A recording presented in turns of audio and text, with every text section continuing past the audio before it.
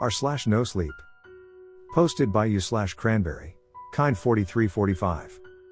A note was slipped under my door this morning.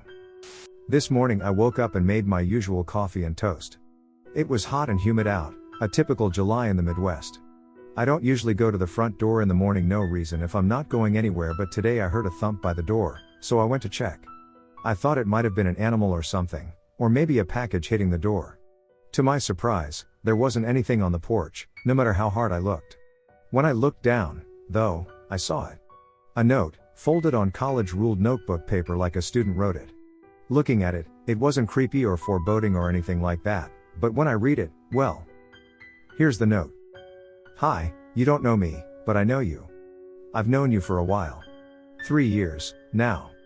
It is of utmost importance that you read this note carefully. There is somebody watching you, somebody who has been watching you for a long time. Maybe you've noticed them here and there, in your peripheral vision, in the shadows, in the dark. You would have noticed them more when you were a kid. They were the monster under the bed, in the closet. The eyes you saw in the dark outside your window. The rustling you heard in the woods. Anyway. You know who I'm talking about. Maybe you don't know you know, but you know. You turned 21 a few months ago. That's when they started again in earnest, that's when you started noticing them again, like when you were a kid. They've been outside your windows, following you at the grocery store, hiding behind trees and watching you on your walks. They've been in your house. I know because I saw them go in, through the second-story window. I never saw them go out, so they might still be in there. With you. It is very important that you don't freak out right now. Here's what you need to do. Continue on as normal until 12:15 p.m., have your coffee, have your toast, watch the news for a bit and then your show. Send your emails, text your friends. Do not call anybody. Do not tell anybody about this note. Do not throw this note away, keep it in your pocket. When 12:15 hits, walk calmly out the door. Go to your car. Get in. Start the car. Drive until you get to your favorite gas station. Once there, get out of the car. I will be there, waiting. I'll tell you the rest when we meet. That's it, the end of the note. It's 11:15 as I write this. I don't know what to do. I can't stay in the house with that thing, person, whatever it is, whatever they are. But, I can't just go to the gas station and meet somebody who has been watching me for 3 years, either. I have an hour to decide. The next story of this video. Posted by you/Cranberry. Kind 4345. It was supposed to be the best summer ever. Alright. To make things clear, I'm 20 years old. In my sophomore year of college, going into my junior year. This summer? It wasn't supposed to be like this. Right now, I'm in a beat to shit old ass truck in the middle of the woods somewhere I don't even know where. My phone doesn't even have service. I'm writing this in the Notes app. It started last week.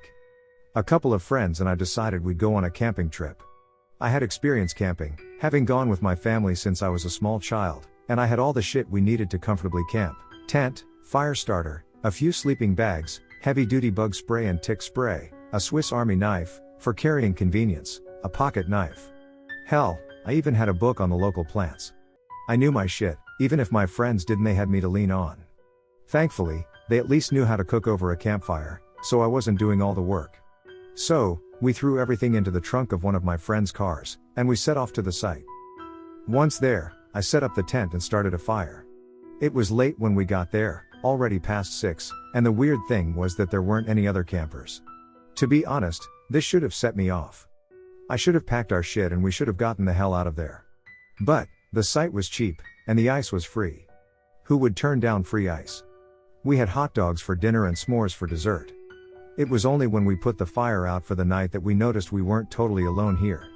There was another fire lit, far off in the distance so that it seemed like just a speck of red-orange light. I remember feeling relieved at the time. That night, the 4 of us got into out sleeping bags and tried to sleep. It was maybe an hour later when one of my friends, I'll call them John for the sake of the story, said, "Dude, what the fuck? Get off of me." John was the more sensible of the lot of us, so I assumed somebody had rolled in their sleep enough to somehow get on top of him, but when I looked, there was nobody there. "What are you talking about, John? There's nobody there?" I said. I was tired, and the other 2 hadn't even woken up. John seemed more surprised than anything when he looked around the tent to see nobody even close to being on top of him. That was only the beginning. An hour later, I felt something crawling up my legs, past my torso and up my neck to my face. Of course, I thought it was just a harmless spider, but then I felt something grab my arm. I startled and sat up in the tent, looking frantically around only to see my friends peacefully asleep. And then it kept happening. And it kept happening. One of us would be startled awake every hour. In the morning, I started another fire to make breakfast. I noticed there was another tent closer to our site, too. It couldn't have been the tent of whoever the owner of that fire last night had been, but I couldn't see a tent in that general location, either, so I wasn't sure. Maybe whoever it was had decided they didn't like their site and moved? It was possible, but you're not supposed to switch sites. The others shuffled out of our tent one by one, looking ragged as all hell and like they hadn't slept a wink. I imagined I looked much the same. I used a cast iron skillet on top of a grate over the fire to make eggs. John took out a Monster Energy drink from the cooler and tossed it to our other friend, who I will call Alice for the sake of this story.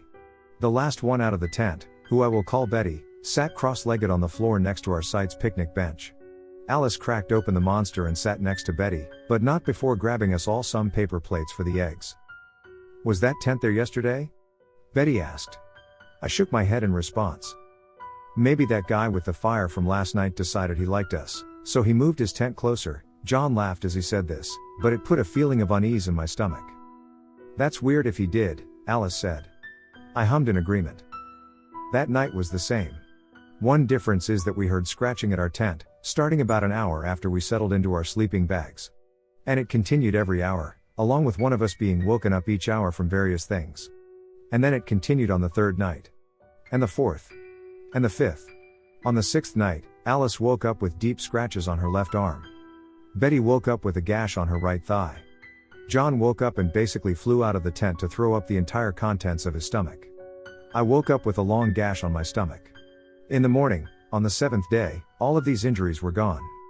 And none of them remembered anything. Except for me, I guess. That night, that seventh night, we each heard a woman screaming in the woods. She sounded hurt, she sounded like she was in agonizing pain. She sounded close enough that we could help her. So, we ran. And we ran. And John tripped over some tree roots and hurt his ankle enough that he told us to go on without him. So it was just Betty, Alice, and me running after this woman's screams. She seemed to be getting further and further away the more we ran. Eventually, we got into a small clearing with a house. Well, more like a shack. It was small, and, once we got closer, we realized that the windows were busted in, and the door was hanging off its hinges. We went in, because of course we did. In the middle of the room there was a metal table, like one you'd see in a morgue. On the table was a woman. Her mouth was wide open, she was missing teeth and, next to her, there was a bloody pair of pliers. Alice screamed. Betty turned white as a ghost and threw up. For some reason, instead of reacting like a normal person, I walked up to the woman on the table. She was skinny, almost emaciated. I assumed she hadn't been fed. Her eyes were wide open. In fact, on closer inspection, her eyelids were missing. They weren't there, they weren't on the table. But you could tell that they were cut from her face, there was dried blood surrounding her eyes.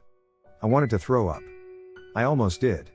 My instinct told me to take out my phone and call the cops, but when I took my phone out there was no service. I turned to ask Betty or Alice if their phones had service, but they were gone. In their place was a man. He was wearing a stereotypical lumberjack outfit, like you'd see in a cartoon. I screamed. He took a lumbering step toward me. I didn't know what to do. This man could have been the guy who was torturing this woman, but he could also be in the same situation as my friends and I. But then I remembered that Alice and Betty were both gone. And that man was in their place.